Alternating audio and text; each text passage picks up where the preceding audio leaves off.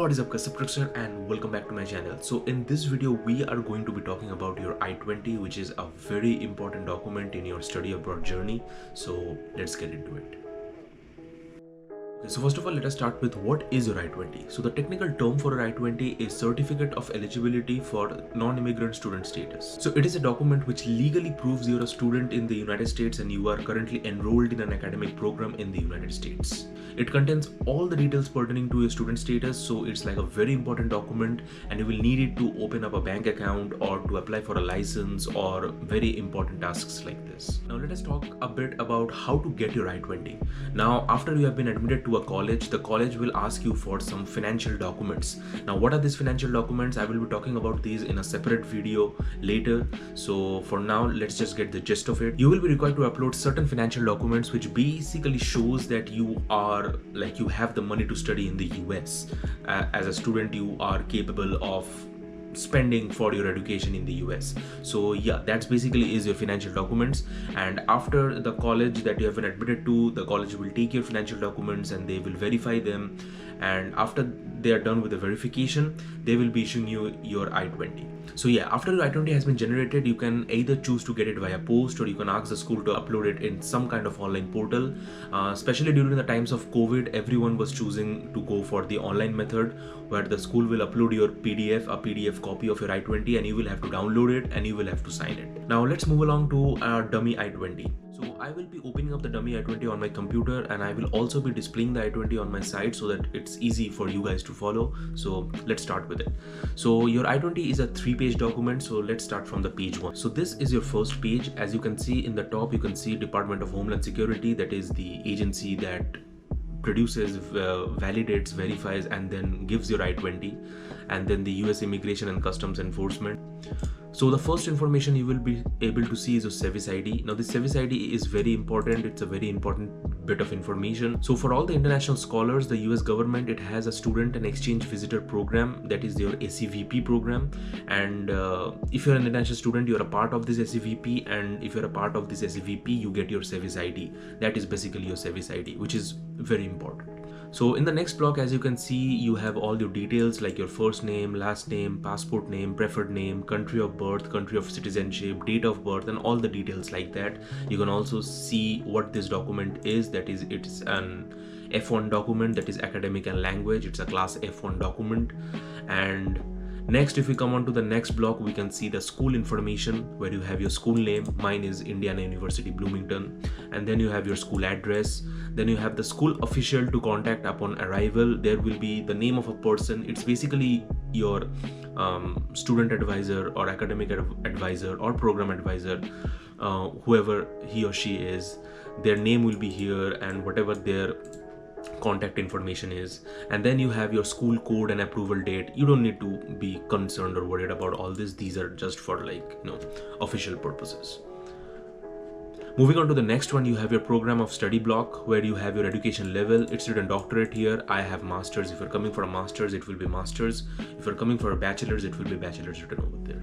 Then we move on to major 1, that is your first major. If you are doing some kind of double major, there will be 2 majors written. I just have 1 major, that is computer sciences, computative sciences, or something like that. Yeah. Then you have your normal program length. Then you have your program English proficiency, that is if you are required to speak English for this program or not. Student is proficient. This is validated by the TOEFL or IELTS score that you submit. So the college knows that you are proficient in English. So yeah. Then there is the program start date and the program end date. All this bit of information. Then comes a very important, that is your financials. Now let's talk about financials. So it is written here, the estimated average costs for 9 months. So your I-20 will always give you the value that is needed, the amount that you will be needing for 9 months of academic schooling or 9 months of academic session. So now that is broken down into tuition and fees, that is $23,000. Your living expenses, $6,000. Now this, let's talk a bit about this living expenses. Your tuition and fees, this is the correct amount, that is $23,000, whatever it is.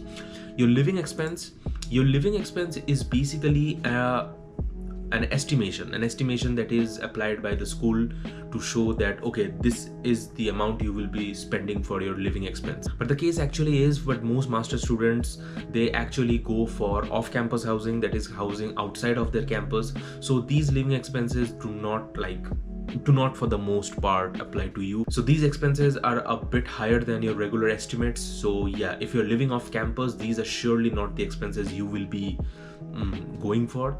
It will be a bit less. But anyway, they give you an estimated living expenses which is $6,000 for 9 months, and then you have the expenses of dependents. For this i20, for this particular person, they have one dependent. You might or might not have a dependent, so this might be completely zero for you. And then there are other costs, and so the total is $32,000. And now we will be moving on to the second column, which shows students funding for 9 months. So these are the costs for 9 months, and these are basically your solution for 9 months, where you are going to get your costs from. So as you can see, there are personal funds, which is $3,000, and there is scholarship and teaching assistantship funds from another source, which is $29,000. So this person, he got like a huge amount of scholarship, that is $29,000 scholarship, and then $3,000 of his own personal funds, which makes it $32,000. That is the funds to match to study here. So as you can see, the total funds for the students come up to $32,000. That is exactly what the students will need to study for 9 months, and that basically is the breakdown of your finances. So for me, I will be talking about my finances. For me, the complete amount was in personal funds because I did not have any kind of scholarship or assistantship, so the whole amount, it was given by me, my family.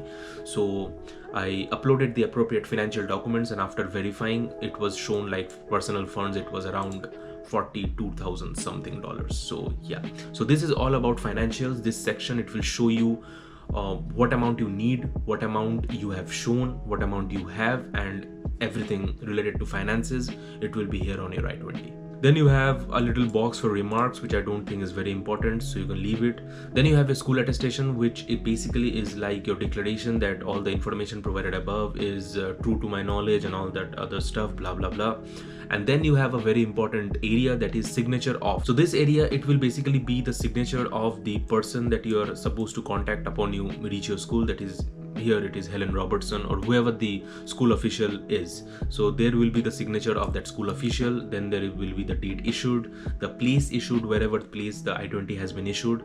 And then comes your box of student attestation, which is another set of declarations for the student. And then you have the signature of the student and the date. Now keep in mind the name of parent or guardian and the guardian signature, and whatever it is, the second row over here, you will only be needing it if you are 18 years and lower. So if a student is 18 years and below, then the person or the guardian, whoever it is, needs to sign on the i20, and the guardian signature needs to be on the i20 if the student is below 18. If you're above 18, you do not need your guardian or your parent to sign the i20. You can just sign it and you're good to go. So this is one little thing that many people forget. Many people just like get it signed from their parents, father, mother, whatever it is, but don't. If you're above 18, so don't let your parents sign it, just you yourself, the student, sign it, and your i20 is good to go. So this is basically your first page. Now let's move on to the second page and see what we have. Now your second page is all about your employment authorization, that is your CPT, that is curriculum practical training, or your OPT, your optional practical training, or your STEM extension, whatever it is, whatever employment authorization and information about that, you will find it in your i20 in the second page. So you have your employment status, type, employment start date, employment end date, employer name, whichever company you're doing your job or internship for, your employer location, your comments, whatever it is. Then you have your area for your cap gap extension. So cap gap extension is basically the period when you are done with your F1 visa and you are starting your H1B visa. So the period of time, the blank period of time between that is basically, I think it's called the cap gap extension. And then you have your event history, other authorizations, which I don't think are very important parts of your i20. And then comes another very important part, that is your travel endorsement. So every time you are to leave US and go to India, or wherever it is, but you will be visiting India as a student once at least during your masters or bachelors. So every time you leave US, you will need to have the signature of a school official on this I-20, which shows this is the date you left US, this is the date you entered US again. So the school official signature on your I-20 before any kind of travel is very, very, very important. Without this signature, you will not be allowed to enter into the US again. So yeah, this is a very important section of the page, that is your travel endorsement. This page, when properly endorsed, may be used for re-entry of the student to attend the same school after a temporary absence from the United States. Each certification signature is valid for 1 year. Okay, and each signature is also valid for 1 year. So if you get it signed once, you can travel a year after that signature has been made. So yeah, pretty handy. But yeah, very important for travel. And yeah, that is page 2. And this is your page 3 of your I-20, which is basically a bunch of documentation, dictations, yeah, which I don't think is very important. So yeah, that's basically all your I-20 has, the contents of your I-20 and your I-20 explained. So if you like this video, give it a big thumbs up, hit the subscribe like a snare, and I'll see you guys in the next one. Till then, peace out.